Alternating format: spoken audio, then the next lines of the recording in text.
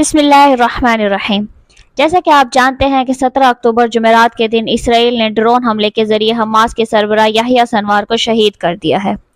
اسرائیلی فوج نے دعویٰ کیا تھا کہ یحییٰ سنوار کو جنوبی غزہ میں نشانہ بنایا گیا، جہاں وہ دیگر اعلیٰ حماس رہنماؤں کے ساتھ موجود تھے۔ اسرائیلی فوج کے مطابق ڈرون حملے سے عمارت تباہ ہو گئی اور اس عمارت کے ایک کمرے کے صوفے پر ایک خاک آلود شخص کو بیٹھے دیکھا گیا ہے، جس کی تصدیق اسرائیلی فوج نے یحییٰ سنوار کے نام سے کی ہے۔ اسرائیلی فوج کی جانب سے ایک ویڈیو جاری کی گئی ہے جس میں دیکھا جا سکتا ہے کہ صوفے پر ایک خاک آلود شخص بیٹھا ہے، اور جیسے ہی انہوں نے ڈرون کو اپنی طرف آتے دیکھا، انہوں نے وہاں سے کچھ اٹھا کر مارنا چاہا تاکہ ڈرون ان تک پہنچنے سے پہلے ہی گر جائے۔ یحییٰ سنوار اپنی آخری سانس تک دشمن سے مقابلہ کرتے رہے اور مقابلہ کرتے کرتے شہید ہو گئے۔ یحییٰ سنوار کی شہادت کے بعد ایران کے حمایت یافتہ مزاحمتی گروہوں میں کافی غم و غصہ پیدا ہوا ہے، جس کے نتیجے میں اسرائیل کے خلاف جوابی کارروائیوں کی لہر شروع ہو گئی ہے۔ کشیدگی میں ایک اہم اضافہ یمن کے حوثی تحریک کی جانب سے میگالو پولیس نامی جہاز کو نشانہ بناتے ہوئے ہوا، جس سے عرب سمندر میں ڈرونز کے ذریعے نشانہ بنایا گیا ہے۔ اس کے علاوہ حزب اللہ نے یحییٰ سنوار کی موت کا بدلہ لینے کے لیے اسرائیل کے وزیر اعظم نیتن یاہو کے گھر پر ڈرون سے حملہ کیا۔ حزب اللہ نے لبنان سے ڈرون کے ذریعے نیتن یاہو کے گھر پر حملہ کیا۔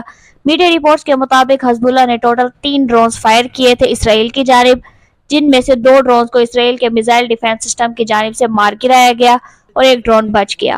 یہ drone arrow 3 Iron Dome missile defence system سے بچ کر آل دا وے ٹل اویو تک پہنچ گیا۔ ٹل اویو اسرائیل کا کیپٹل ہے، یہاں پر نیتن یاہو کا بڑا سا گھر ہے، اور جب یہ ڈرون سیدھا جا کر نیتن یاہو کے گھر پر لگا اور ایک بڑا سا ایکسپلوژن وہاں پر ہوا۔ اس وقت نیتن یاہو اور ان کی وائف گھر پر نہیں تھے، کچھ ہی منٹس پہلے وہ گھر سے باہر نکلے تھے۔ اگر اس وقت نیتن یاہو گھر پر ہوتے تو ایک بڑی جیو پولیٹیکل ڈیولپمنٹ وہاں پر ہو سکتی تھی اور نیتن یاہو مارے جا سکتے تھے۔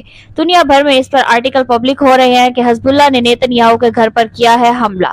اب یہاں پر آپ دیکھو گے کہ یہ جو ڈرون کی ویڈیو ہے، ایک ڈرون چپ چاپ اڑتے ہوئے اسرائیل کی ایئر سپیس کے اندر اتنا ڈیپ پہنچ گیا اور سیدھا اس نے ہٹ کیا نیتن یاہو کے گھر کو۔ یہاں پر آپ دیکھو گے اس ویڈیو میں یہ ہے تل اویو کا ایئر سپیس، یہ ایک ہیلی کاپٹر اڑ رہا ہے، اس کا کوئی ریلیشن نہیں ہے ڈرون سے، یہ ویسے ہی کسی اور کام سے جا رہا ہے، لیکن جب اس کی ریکارڈنگ ہو رہی تھی تب یہاں پر دیکھا گیا کہ ایک ڈرون اڑ رہا ہے۔ یہ ڈرون اسرائیل کا نہیں ہے بلکہ یہ ایک ایرانین وے ڈرون ہے جو حزب اللہ نے لانچ کیا ہے اسرائیل میں، جس نے سیدھا جا کر ہٹ کیا ہے نیتن یاہو کے گھر کو۔ وہ تو بدقسمتی سے نیتن یاہو گھر پر نہیں تھے تو وہ بچ گئے، نہیں تو ان کا بچنا مشکل تھا۔ اس کے علاوہ پیوٹن نے اسرائیل فلسطین تنازع میں روس کو ایک ممکنہ ثالث کے طور پر پیش کیا ہے، جبکہ وہ اسرائیل، ایران اور دیگر علاقائی طاقتوں کے ساتھ اپنے تعلقات کو متوازن کرنے کی کوشش کر رہا ہے۔ 7 اکتوبر 2023 کو حماس کے اسرائیل پر حملے کی براہ راست مذمت کرنے سے گریز کرتے ہوئے ماسکو نے روسی یرغمالیوں کی رہائی پر توجہ مرکوز کی ہے اور خطے میں اپنا اثر و رسوخ برقرار رکھا ہے۔ پیوٹن امریکہ کے مشرق وسطی میں اثر و رسوخ کو چیلنج کرنے کے مواقع دیکھتے ہیں، کیونکہ یہ تنازع مغرب کی توجہ کو یوکرین سے ہٹا سکتا ہے اور روس کے لیے خطے میں اپنی پوزیشن مضبوط کرنے کا موقع فراہم کرتا ہے۔ اسرائیل کے ساتھ روس کے تعلقات تاریخی طور پر مضبوط رہے ہیں، خاص طور پر روسی بولنے والی بڑی آبادی اور اقتصادی روابط کی وجہ سے، لیکن ایران کے ساتھ بڑھتی ہوئی شراکت داری ان تعلقات کو پیچیدہ بنا رہی ہے۔ اس کے باوجود ماسکو اسرائیل کے ساتھ سیکیورٹی معاملات پر تعاون جاری رکھے ہوئے ہے، جیسے شام میں ایران کے اثر و رسوخ کو محدود کرنا، جبکہ ایران کے ساتھ فوجی اور سیاسی تعاون کو وسعت دے رہا ہے۔ روس نے اسرائیل کو خبردار کیا ہے کہ وہ ایران کے جوہری مقامات پر حملہ کرنے پر غور نہ کرے، کیونکہ روسی نائب وزیر خارجہ نے ممکنہ تباہ کن نتائج پر زور دیا ہے۔ یہ انتباہ 1 اکتوبر کو ایران کے اسرائیل پر میزائل حملے کے بعد سامنے آیا، جس کے بعد اسرائیلی رد عمل کی قیاس آرائیاں بڑھ گئی ہیں، جہاں اسرائیل اور مغربی ممالک ایران کے جوہری عزائم پر تشویش رکھتے ہیں، لیکن تہران اصرار کرتا ہے کہ اس کا پروگرام صرف شہری توانائی کے لیے ہے۔ اس کے علاوہ اسرائیلی وزیر اعظم نیتن یاہو نے کہا ہے کہ اسرائیل امریکی مشورے کا احترام کرے گا، لیکن اپنے مفادات کے مطابق عمل کرے گا۔ ہفتے کے روز ہزاروں شہری تل اویو کی سڑکوں پر نکلے ہیں پروٹیسٹ کرنے کے لیے۔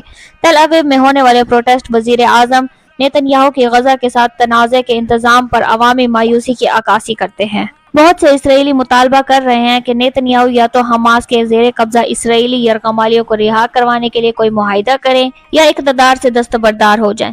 یہ جذبات غزہ کے ساتھ جاری تنازعات کی وجہ سے عوامی تھکاوٹ سے پیدا ہوئے ہیں، اور کچھ مظاہرین کا کہنا ہے کہ نیتن یاہو کے اقدامات ان کی اپنی سیاسی مفادات کے تحفظ کے لیے ہیں، نہ کہ قوم کی طویل مدتی سلامتی اور فلاح و بہبود کے لیے۔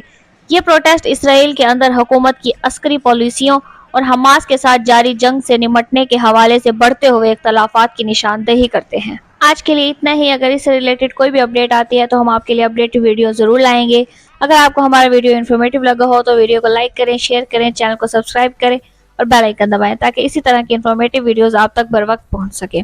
اپنا خیال رکھیے گا۔ اللہ حافظ۔